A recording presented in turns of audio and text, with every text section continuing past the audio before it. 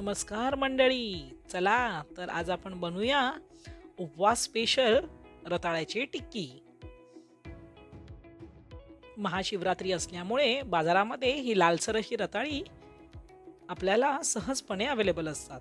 तर ही रताळी आपण घेऊन आलेलो आहे. ही आपण स्वच्छ धुवून एका प्लेटमध्ये काढून घेतलेली आहेत. एक छोटा बाउल आपण इथे साबुदाणा घेतलेला आहे.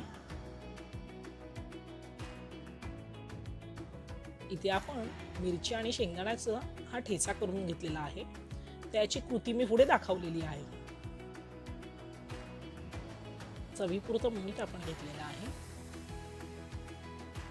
एक छोटा बाउल आपण शेंगदाणे भाजून ते क्रश करून दाण्याचं कूट घेतलेलं आहे.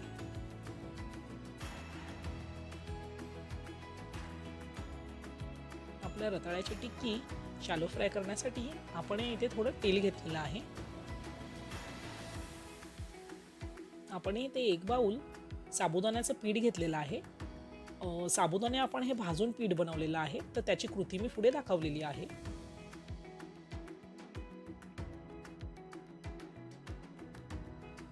गॅसवरती आता आपण एक टोप ठेवून घेऊया आणि त्या टोपामध्ये आपण आता 3 ते 4 ग्लास पाणी टाकून घेऊया.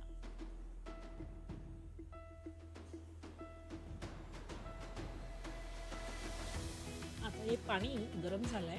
त्यामध्ये आपण आता ही स्वच्छ बाजारातून आणलेली जी रताळी आहे ती धुवून घेतलेली आहे. ती रताळी आपण ह्या पाण्यामध्ये आता टाकून घेणार आहोत. तर ही रताळी आपण एक एक करून ह्या पाण्यामध्ये टाकून घेत आहोत.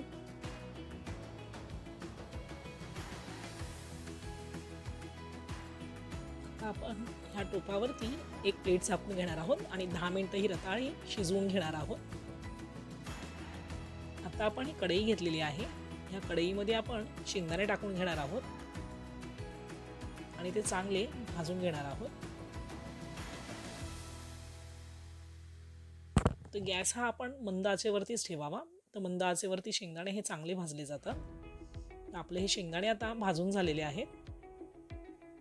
ते थोडे थंड झाले की हे शेंगदाणे आपण एका प्लेटमध्ये काढून घेणार आहोत. ह्या काही आपण मिरच्या घेतलेल्या आहेत. तर आपल्याला तिखट ज्याप्रमाणे आवडतं त्याप्रमाणे आपण मिरच्या घेऊ शकतो. आता आपण इथे मिक्सरचं भांडं घेतलेलं आहे. त्यामध्ये हे जे भाजून घेतलेले शेंगदाणे आहेत ते आपण टाकून घेणार आहोत. त्यासोबत त्या शेंगदाण्यामध्ये आपण आता ह्या काही हिरव्या मिरच्या आहेत. हिरव्या मिरच्या आपण ज्याप्रमाणे तिखट खातो, कमी किंवा जास्त, त्याप्रमाणे आपण टाकून घेणार आहोत. सोबतच थोडंसं चवीपुरतं मीठ टाकून घेणार आहोत. तर कसं वाटण्याच्या अगोदरच त्याच्यात थोडं मीठ टाकलं की त्याला एक थोडीशी चव चांगली येते. तर हे आपलं मिरचीचा ठेचा बनवून झालेला आहे. तर कोणतीही टिक्की बनवताना किंवा साबुदाणा खिचडी बनवताना मिरचीच्या ठेच्याची थोडी चव वेगळीच लागते. आता आपण बघूया की साबुदाण्यापासून ते जे पीठ घेतलेलं आहे ते पीठ कसं बनवलेलं. तर त्यासाठी गॅसवरती आपण कढई ठेवलेली आहे. त्यामध्ये थोडासा साबुदाणा आपण अर्धी वाटी टाकून घेतलेला आहे आणि तो साबुदाणा आपण 4 ते 5 मिनिटं असा सतत हलवून घेणार आहोत, म्हणजे तो चांगला गरम झाला पाहिजे. तर तुम्ही बघत असाल की 4 ते 5 मिनिटं झालेले आहेत.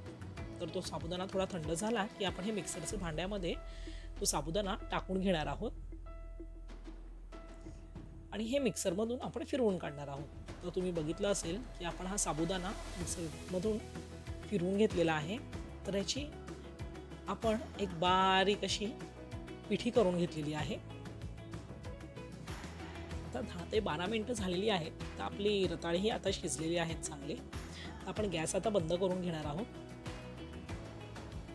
तुम्ही बघत असाल काय मस्त अशी रताळी शिजलेली आहे. ही रताळी आपण एक एक करून एका प्लेटमध्ये काढून घेणार आहोत. गरम आहेत तोपर्यंतच. तर थोडे साईजने मोठे असेच रताळी घ्यावे, म्हणजे आपल्याला किसताना वगैरे थोडं इझी जातं.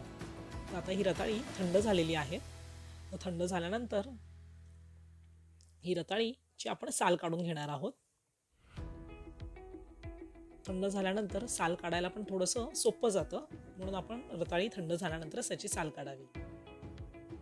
तर आपण एक एक करून असे जेवढे टिक्की बनवण्यासाठी रताळी लागणार आहेत तेवढे आपण साल काढून घेतलेले आहेत. तर तुम्ही बघत असाल ही सीझन असल्यामुळे रताळी ही जरा चांगल्या पद्धतीने आणि चांगल्या प्रकारची बाजारात विकायला येतात. आता सोबतच मी एक छोटी किसणी घेतलेली आहे. तुमच्याकडे थोडीशी मोठी असेल तरीही चालेल. तर मी मगाशी बोललेली ना की रताळी थोडी साईजनी मोठी घ्या म्हणजे खिसताना आपल्याला त्रास होत नाही. आपण हे याच्यासाठी किसून घेतोय की कुठे त्याच्या गुठळ्या नाही राहिल्या पाहिजेत. तर किसल्यामुळे मऊसर असा एकसारखा रताळ्याचा खिस पडतो. आपण असे एक एक करून ही सर्व रताळी शिजवून घेतलेली होती अर्धा किलोची. ती सर्व रताळ्यांचा आपण असा खिस काढून घेणार आहोत. तर तुम्ही बघत असाल किती मऊ अशी रताळी आपली शिजलेली आहेत आणि त्याचा किसही किती सुंदर पडत आहे.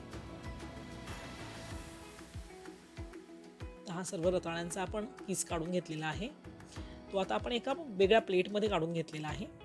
सोबतच त्यामध्ये आपण आता हे जे साबुदाण्याचं पीठ करून घेतलेलं होतं मिक्सरमधून ते पीठ आपण बाइंडिंगसाठी वापरणार आहोत. तर ते पीठ आपण 5 ते 6 चमचे टाकून घेणार आहोत.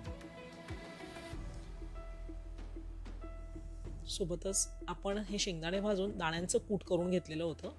हे दाण्यांचं कूट आपण त्यामध्ये टाकून घेणार आहोत. तर उपवासासाठी रताळे आणि शेंगदाण्यांचं कूट याची थोडीशी एक चवही वेगळी लागते.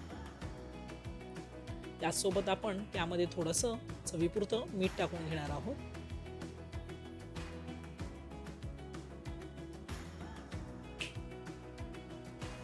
आपण हा मिरची आणि शेंगदाण्याचा जो ठेचा बनवलेला होता तो ठेचा पण आपण ह्यामध्ये टाकून घेणार आहोत.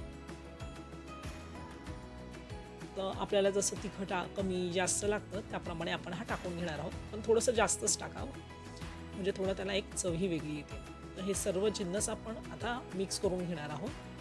तर हळूवार हाताने हे सर्व पदार्थ आपण मिक्स करून घ्यायचे आहेत. तर हे पूर्णपणे असं बाइंडिंग होतं.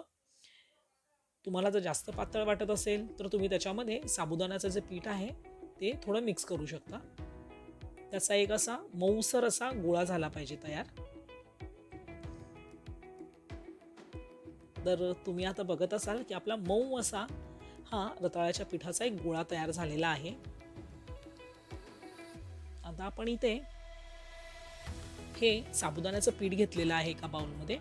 एका प्लेटमध्ये आपण हा पिठाचा मळलेला गोळा घेतलेला आहे. त्याचे आपण छोटे छोटे गोळे करून घेणार आहोत आणि त्यांना टिक्कीचा आकार देणार आहोत.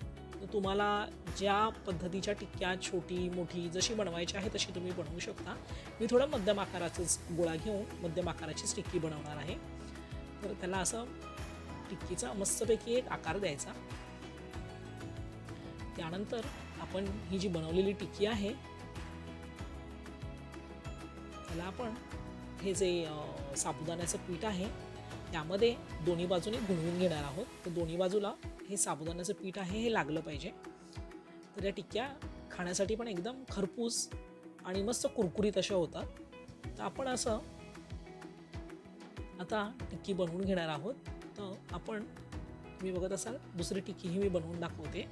एक छोटासा मध्यम आकाराचा गोळा घेतलेला आहे तो आपण गोल गोल मळून घेणार आहोत.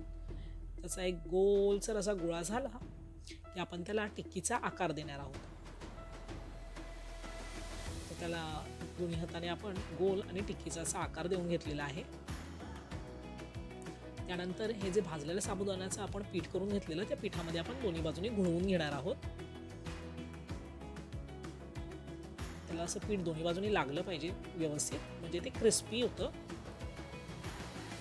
आता जे हे पीठ आहे आपण यापासून अशा 9 ते 10 टिक्क्या बनवून घेतलेल्या आहेत. तर तुम्ही बघितलं असेल की टिक्की बनवायला काही जास्त मेहनत लागत नाही. एकदम मऊसर हाताने बनवून होतात. हे आपल्या ह्या टिक्क्या मस्तपैकी बनवून झालेल्या आहेत. आता शालो फ्राय करण्यासाठी तयार झालेल्या आहेत. तुम्ही बघत असाल काय सुंदर असा त्याचा आकार आलेला आहे आणि पिठात घुळवल्यामुळेही मस्त अशा ते दिसत आहेत. हे बघा आपण जी मिरचीचा ठेचा टाकलेला तर त्याच्यामध्ये ही मिरची वगैरे अशी मस्त दिसते. तर आता सोबतच मी हे बाजूला ठेवून घेणार आहे. गॅस चालू केला आहे आणि गॅसवरती मी पॅन ठेवलेला आहे. या पॅनमध्ये आता आपण थोडं तेल टाकून घेणार आहोत. तर जास्त तेलाची काही गरज नाही आहे आणि की आपण हे शालो फ्राय करणार आहोत. जर तुम्हाला डीप फ्राय करून ही टिक्की बनवायची असेल तर तुम्ही बनवू शकता. तर ते ऑप्शनल आहे की कुणाला शॅलो फ्राय आवडतं, जे डाएट करतात त्यांना, कुणाला डीप फ्राय आवडतं. तर आता आपलं तेल चांगलं गरम झालेलं आहे. तर आपण एक एक करून ह्या टिक्की तेलामध्ये भाजून घेणार आहोत. तर पहिले आपण वन साइडेड टिक्की टाकून घेणार आहोत. सर्व टिक्कींना खालच्या बाजूने तेल लागलं पाहिजे, म्हणजे त्या टिक्क्या व्यवस्थित अशा शॅलो फ्राय होतात. आपल्या जवळपास या 8 ते 9 टिक्क्या तयार झालेल्या आहेत आणि उपवासासाठी खाण्यासाठीही खूप आरोग्यासाठी चांगले असतात. तर स्वीट पोटॅटो किंवा रताळं म्हणा, हे तब्येतीसाठीही खूप चांगलं आहे. तुम्ही कोणत्याही सीझनमध्ये कधीही ब्रेकफास्टला खाऊ शकता. उपवास असेल तर उपवासासाठी तुम्ही घेऊ शकता. तर आपण आता हे मंद आचेवरती ह्या टिक्क्या भाजून घेणार आहोत. तर वन साईड टिक्की आपली ही चांगली मस्त खरपूस अशी भाजून झालेली आहे.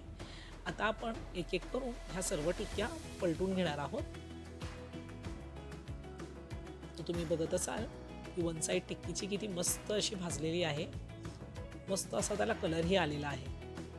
तर तुम्ही आता दुसरी बाजूही थोडंसं तेल टाकून मंद आचेवरती 5 मिनिटं भाजून घेणार आहोत.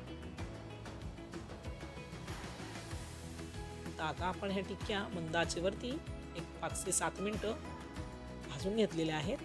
तर आपली ही उपवास स्पेशल रताळ्याची टिक्की खाण्यासाठी तयार आहे मंडळी, बरं का.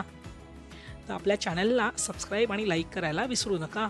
आणि तुमची टिक्की कशी झाली आहे हे कमेंटमध्ये वाचायला नक्कीच आवडेल.